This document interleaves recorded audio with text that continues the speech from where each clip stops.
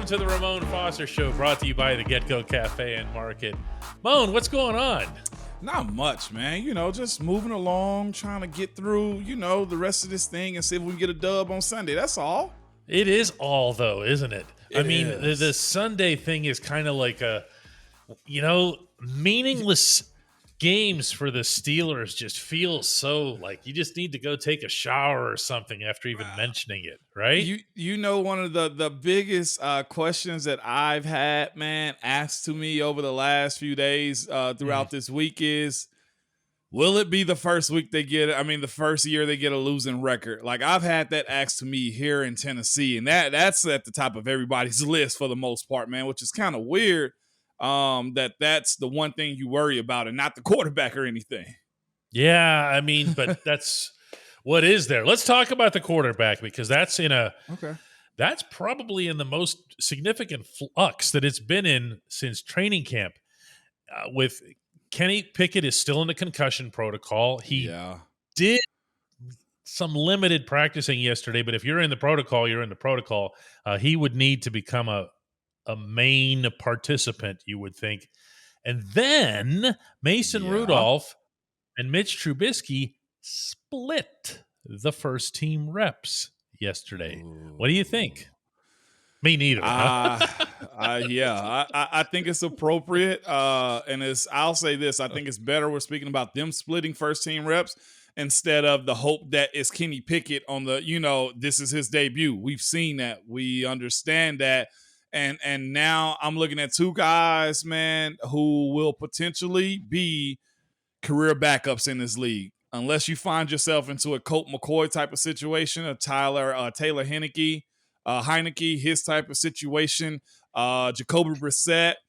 There's not many guys that's going to fall into that category of being a backup and getting back to a starter role for franchise teams. That's kind of hard to do these days. You either got to play now or you waste away like Jordan Love does, and then they're probably going to pick again after Aaron Rodgers is done. Yeah, that's kind of how that goes. I look at the quarterback situation in a much more like cold way, and that is this. Trubisky signed for another year. Rudolph isn't. Mason's got a 1-year deal. Mitch is here for another year. Now, that doesn't mean they couldn't cut him or whatever, but here's the thing, Mo, and if you go into 2023 and you're going to need a backup. You're going to need somebody who can come in and play and not pout and whatever else here behind Kenny. Yeah. You've already got Mitch in the fold. You've apparently been impressed enough with Mitch and his off-the-field demeanor that he is still the offensive captain. He's still the guy who goes out for coin flips even when Kenny starts. What's to overthink here? Why not just use him and just say, hey, Mason, thanks for coming. Yeah, because what does the game means nothing or close to nothing. They're not mathematically eliminated. Yeah, no, and I'll say this. I think for the sake of Kenny's career, that's the one thing I've kind of always said, right? Like the guy who's your guy, you never put anybody on his front door that allows him to really knock and enter when he becomes the starter. I think the way Mitch Trubisky's situation is, if you allow him to rally and get guys behind him because he's the one that's played the most this year, then he catches a little bit of momentum, and then you start looking around and saying to yourself, oh, we can win without Kenny Pickett being in. You know what I'm saying? And then there's that part of it where psychologically, I speak about that a lot when it comes to quarterbacks. You don't want to mess with their moxie and their confidence when it comes down to them being the guy. And I think Coach Tomlin and the Steelers organization has kind of said, here's the keys, and we don't want to tease you anymore with that. And I think the safer bet is to go to the guy you said don't have any years left on his contract and Mason Rudolph, because, look, I ain't going to say you're doing them a favor because the NFL hardly does any player a favor when it comes down to their positioning. But in this case, hey, put him out there. Let's see what he's going to look like, because we have zero ties to a guy like him moving forward after this year. Mitch can be in a position where he can just honestly settle down the same way he did with Josh Allen in Buffalo, right? You didn't hear anything about Mitch being the guy that's going to be able to, really take over this team. But I think, as fragile as a rookie is in the NFL, you can't have a veteran like Mitch, whether you believe in him or not, take over that offense again. That's just me. Neither of these guys is ever going to be a regular starter in the NFL again, are they? Whenever you lose it the way they have, it's hard to get it back. Watching what our guy did in Seattle, man, this year, Geno. Oh, yeah. Wow, good call. Geno can make a name for himself, but what's his ceiling? What's Tyrod Taylor's ceiling? Geno's ceiling this year is just fine. I mean, it's just fine, but they're bridges, right? Yeah. If we're being real, they're bridges in this league, and that's okay too, because those dudes are getting double-digit millions a year to be really good bridges. Chase Daniels, okay, and with the Los Angeles Chargers, he's a bridge guy that's been around for a very long time. That one knows how to communicate to a starter, knows the offense, can get you out of games in a pinch. I think that's okay if you have a guy that's on your roster being that. And I think moving forward, depending on how they want to shape this roster up next year, that to me says Mitch Trubisky. And you got to be okay with that, because finding good quality guys that can get you through games, and Mitch almost did that this past weekend. Right. That's except all right. for those 3 picks, but yeah. Except for the 3. Yes, 100%. I guess I just keep looking at this from the pragmatic standpoint, and where Kenny is concerned, and going into next season being able to say, hey, Mitch, we didn't pull the plug on you at the end of the previous season for absolutely no reason other than to win some meaningless games. Yeah. That's the, if let's put it this way, if you go with Mason Sunday for whatever reason, right, then you really need to think about who's going to be your backup next year too. Well, this is my thing, though, too. And I don't think it's a real threat to throw Mason out there, even if Mason has an amazing game, okay?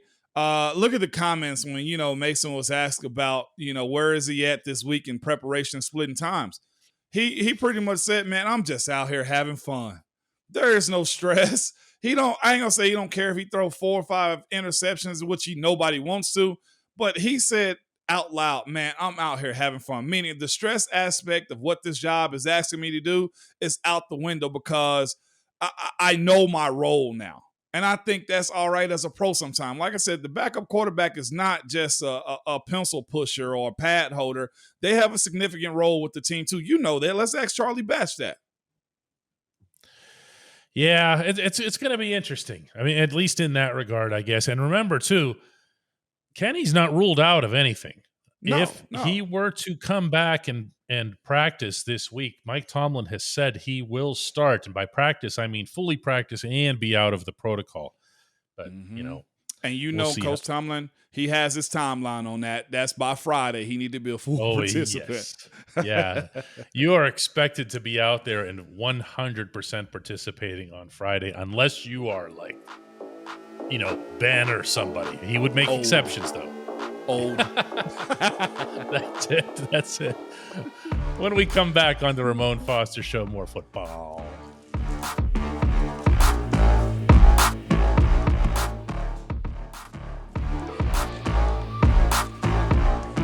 Welcome back to the Ramon Foster Show. Ramon, is there anyone happier in this entire city that Matt Canada exists than Terrell Austin? Like, nobody ever talks about the defensive coordinator. No one, No, because I'll say this in a sense, is because it seems as if there's more stability on that side of the ball, and it's a tad bit older and maturing. The name's a lot better on that side of the ball. That's why. So that didn't stop Baltimore from running it right down their throats in the second half. That's very true. In Atlanta the week before, and I don't know. Yeah. You've seen their stats. I mean, the stats are kind of mediocre. They're not terrible. They're not great either. No, they're not. And you got to kind of say to yourself, and we brought this up, though, the ability to stop the run, and especially in that Baltimore game, was the killer in everything that happened around it. Everybody on social media have seen the post where J.K. Dobbins, he split the Red Sea when it came down to the play. Cam got hinged, Devin Bush got hinged, and there was nobody in sight other than him running all the way down the field. That right there cannot happen. That's not the standard in which we're used to. So, yeah, as much as we spoke about Mitch Trubisky throwing the 3 picks, you don't have that play right there, you got something, right? You have an opportunity to get back on the field or at least hold them to 3. Maybe, you hold on to the football a little bit better if you don't feel like you're chasing points. And this team has given up some points per game, man. Yeah, it ain't as bad as others, but they're giving up 22.5 points a game. Yeah, and I know it's one. Go ahead. No. Go ahead. Finish. No, and I was gonna say I know the offense isn't pulling their own, but there have been some opportunities and situations where you expect the defense to kind of close out a little bit better than they actually have. Yeah, I guess the thing that really sticks with me from that game Sunday was the 44-yard run that Dobbins had, because it was a good-looking, drawn-up play, and it's one that they'd run a few times. Yeah. Okay, there's a little bit of motion going involved, and then they cut across, but then they hit the same hole every time. Yep. And to have that situation and to have it be Devin Bush yet again, who gets kind of lost in there, that's what he does. He finds people to block him. Yep. Okay. Yep. You silly. Right. You over there, you want to block me? Come on. Right. Block me. Okay, thanks. Yeah. Oh no, look, that guy went past me. Oh no. Yeah. That's tough to watch, Yeah. And at the same time, there's no one who watches it and says, man, that Terrell Austin, he's a bad coordinator. And you know why? Because before the season, we were all convinced, right or wrong, that he wasn't even going to be the guy. That it was, they got Brian Flores now. They're not going to waste Flores. And he's actually going to be the de facto secret behind the curtain coordinator. Yeah. And then, of course, there's Mike Tomlin, who's been pulling the real strings on the defense for years. It's great. Oh, and the offensive coordinator is a complete catastrophe. So, there's Terrell Austin, he just shows up on Thursdays, answers a couple questions, and he's done. And then he's out. Yeah. He's not under, especially when you look at the yards given up by this defense. 24 as far as that goes. Rushing yards on the year too that puts him at 15th ranked too. That's not Pittsburgh like. And when you have a team that's expecting a lot, and that's what I mean when I say expecting a lot. You know that your offense have deficiencies. Where is the level of get back the ball that this team has been needing, other than the 5 interceptions or 5 turnovers in that Bengals game? Why was there a drop-off, DK, when it came down to this defense? I know TJ is out, but there is a level of expectation of scheming up or being able to put guys in the right position or not get schemed up against teams like Baltimore that pretty much hit the same spot of their offensive line. That can be an issue, man. And just having – we watched, what was it, earlier this season? Who were the Steelers playing when Terrell kept getting exposed when it came down to the passing game? Was it Jets that it was, or the Bills? I'm just come on. It had to be the Bills. They gave up 38 games where he just got he got carved up. Why is he in a position? Well, everybody got carved up against the Bills. Minka got carved up against the Bills. So that hit everyone. So is that him in the scheme, or is that bad luck? Because it can't be both, right? You got to supplement one. Yeah, it just feels like the subject has just completely vanished, and because of all of the understandable attention on the offense, I just don't know what it is that Terrell Austin's brought. Do you run it back with a guy like him with Flores on staff too, or do you put Flores in a role, bigger role? What's Flores done? I'm just saying in general. There was a lot of conversation to push. He was going to fix Devin Bush. So it's a little bit serious. It's the Jimmys and Joes. Then is what you're kind of saying. I am kind of saying that. Wow. Brian Flores. One of the things that was interesting about Flores was that his guy was Mark Robinson. And Mark Robinson was that guy from the preseason that was just making all the plays up there at inside linebacker. Yeah. Were great, just a heat-seeking missile. Yes, I remember. And they just stopped using him. More often than not, actually almost every game but one, I believe, didn't even give him a helmet. And I don't understand how you can have that specific trait. Yeah. And then you look at this defense and see how there's guys out there who don't even want to tackle and not utilize him. So Mark Robinson, interesting conversation I told you I had with him and just learning about him when I came up. Mm-hmm. I wonder with him, and I hate if this is true because, like you said, you need guys to actually be able to be out there and get you, production. Heck of an athlete. Has the mindset for it, has the build for it, and wants to also, right? Right. I kind of say to myself, he is a guy, if you look at his track record, went from one school to another and to another school, but he also switched positions to where he was a running back. Is there a level of practice squad preparedness that has him in a position to be ready for next year? I hope so. Again, if this is why we're talking about these defensive coaches, what's Flores here for? Yeah. He loved this kid. Turn him into a guy who could go out there and just, the bar's not high, just outplay Devin Bush. Yeah. Yeah. But again, you didn't pick up Dev's fifth-year option. You wipe your hands clean. Yeah, there's that. I don't want to say he was gifted a red shirt, because that to me just says, like, we really, like sandbagging guys for next year. But I've also seen, and Al wasn't ready, but I've seen Alejandro be one of those guys that stuck around. Chris Hubbard, one of those guys. Matt Filer was one of those guys, though. So there is a method to the madness. And let's say this too. It's been productive enough at the middle linebacker position, although very deficient. I didn't get that. It's just been good enough. How do those concepts coincide? It's just because it's been some games where we say, man, they play good. Oh, yeah, that's fair. But I think as a whole, it's just been bad or not what we're used to. Both can be true. Yeah, and the other thing that's disappeared, by the way, from the inside linebacker position almost entirely is splash. It's attitude. There's no forced fumbles. There's no interceptions. There's no PDs. There's nothing. There's nothing from these guys other than, and I'm even including Miles Jack, understanding and respecting that he's got the knee injury that he's playing through. Okay. Yeah. But man, somebody make a significant play.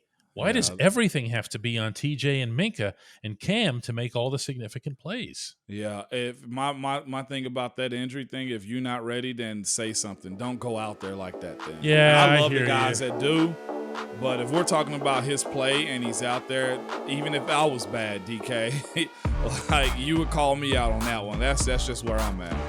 When we come back, a rather unusual Hey Mo.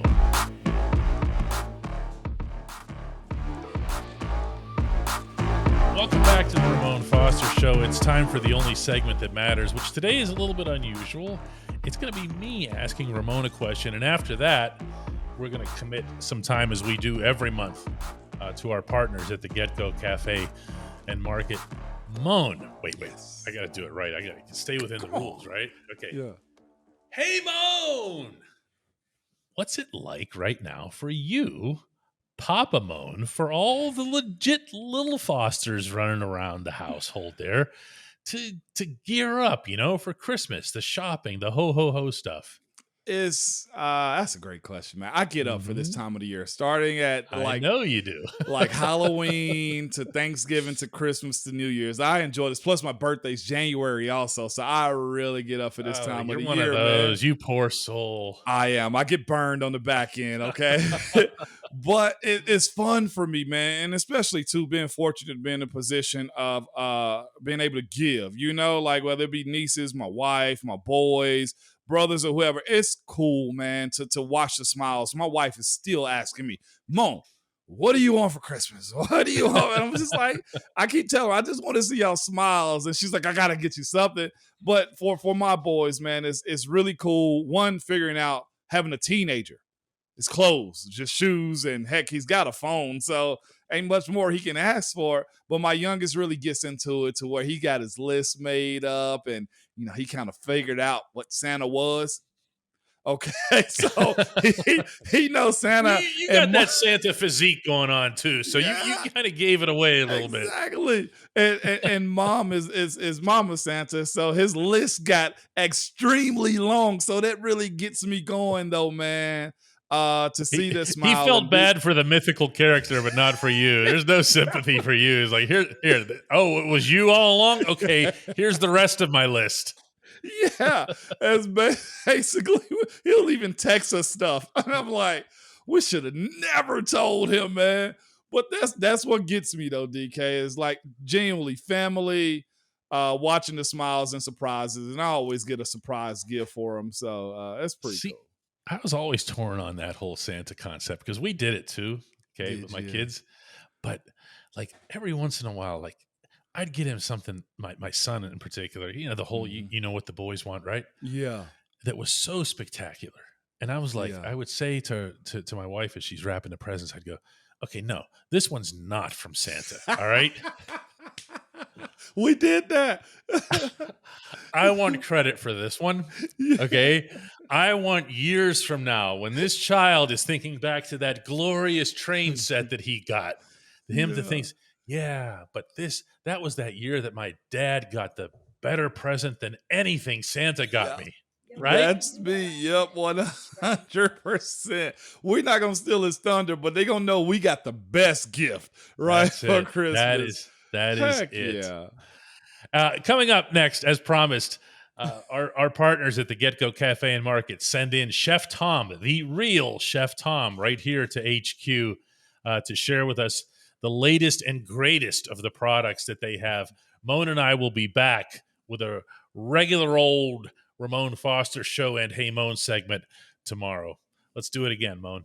I'll be here. I'll be ready. Merry Christmas. Hey everybody, you'll never guess who's made it into our headquarters here. It's none other than Chef Tom, who, by the way, has earned primary assists on all of Kasperi Kapanen's goals so far. Yeah, that's good, even though all of them in one night. I'll take it. Right? It was a productive night for you. Yep. It's like you're just setting them up left and right. We are blessed to have a visit from Chef Tom because Chef Tom has brought us food. I went overboard today too. Overboard. I can't help myself. Cold brew with the nitro. So when you pour it, it's got that Guinness look to it, and then it kind of flips, and that's just all nitrogen. It's not. There's no cream or anything. But when you drink it, it tastes like it's got a richness to it that feels like there's cream in there. It's awesome. It's a garlic bread cheese curd. We actually have that in a steak wrap too. It's delicious. This is really good. It's delicious, right? This is good. This is like for two people though, so I can. What is this? This is our sausage gravy biscuit burrito. Oh, So imagine getting so we have sausage gravy, biscuit, a piece of sausage, cheese, a hash brown in a burrito. It really works though. Yeah, sausage. And? So there's sausage gravy in it. So with the biscuit in there, it kind of soaks it up, so it's not crazy. It doesn't shoot out go when you leak, eat which it. is actually always something that you have to think about because to an Correct. extent, Most people eat in their car. But this looks like a sampler. sampler, yeah. So mac and cheese wedges you mentioned. Buffalo cauliflower is still one of my favorite things, so I brought that again. That's I really threw in good. some mini corn dogs right here because those are new. They're fun. Wait, And there's then a hot dog in it? That's the mini corn dog right there. Mini corn dog We're it is. killing David. He's actually salivating. Sorry. It dude. looks Just good. Give it, I'm not just gonna- give it a minute, then you could have it. Mini corn dog. Okay, this is sweet. Yeah, they're good. Thank you. Right, $2.99 for 6. For the order. For 6, yeah. So since I already talked sausage gravy, we do have a sausage gravy biscuit bowl, but I didn't bring that because I put it in the wrap. So these are our new breakfast bowls that are back. This is a chorizo one.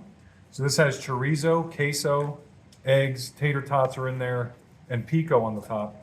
And then this one has Wait, but you did that so quickly. That sounds all amazing. Chorizo, eggs, tater tots. chorizo, eggs, tater tots. So that's more of a low carb kind of thing, as a breakfast bowl. It's no bread. So It smells amazing. wait till you get in my It picnic. smells so good. So and then this one I brought. This is a steak one. So this is steak, eggs, tater tots, little liquid cheese, peppers and onions. Breakfast. So breakfast bowl, yeah. So these are for breakfast, but it doesn't mean you can't have it at 1 a.m. or Wow, this is. I do breakfast for dinner all No, the this time. is a lunch straight up. So they serve them all day long though. Yeah, I just Wow. whenever you want. I love the smell of this one. Wow. And then this is our well, I'm going to take the lid off and you're going to smell it. This is our new pit beef. So we have it 3 different ways. We have it on a sub, which I have right here. Well, let me just do it all, right? Again, there's so much. So I love our everything bread, and I've been trying for years to get an LTO on it, and I finally did it. So this is my version of a beef and cheddar. Okay. The pit beef is a certified Angus beef, shaved really thin, but it's smoked. So it's got you can smell when you open the bowl, you're gonna smell like this smoky kind of, it's not barbecue, but it's a smoked beef. I think I know what you're talking about. And it tastes like a roast beef that's just smoked, but it's delicious, almost like prime rib because it's Wow. certified Angus. So, and then this one is just mashed potatoes, pit beef, beef gravy, I can smell it. Can you So smell you it? can smell the smoke on it. It's Definitely. It's Oh, delicious. yeah. So That's that one's crazy. more. I went with beef gravy on that one, and then with the sub, This is onion bits on top? yep, little fried onions. The sub has caramelized onions, cheese sauce, barbecue sauce. So it's more of that beefy cheddar kind of flavor. But on the everything bread, it's delicious. Yeah, this is like food. The mythologies that surround convenience stores in general and whatever, the Get-Go Cafe and Market push is entirely on the food. So yeah, we have the pit beef bowl, here's the pit beef sub, and then I got a couple of the pit beef. So this is the sweet heat pit beef, which is delicious. Now, the only thing is, it's supposed to be on a King's Hawaiian roll, but they didn't have them. So I had to improvise and put it on a brioche. Come on, So- Bob. Okay, it's over then. Sorry. That's it. But this has the sweet heat Miller's banana pepper sauce on it, which I love. I And think you had something last time with Yeah. that sauce on it. It was really good. so I'm trying to, weave that in through the menu because I just love it. And this is, again, just our pit beef with provolone, peppers and onions. But, you can tell, it's just, Wow, that looks really good. it's a very high quality roast beef. I love this guy. I'm gonna taste that. Wow. Well, we're gonna get to That work beef is here. amazing. We're gonna get to work here digging in those food. Chef Tom's gotta go start setting cabinet up for more bowls. That's right. That's right. Assist man.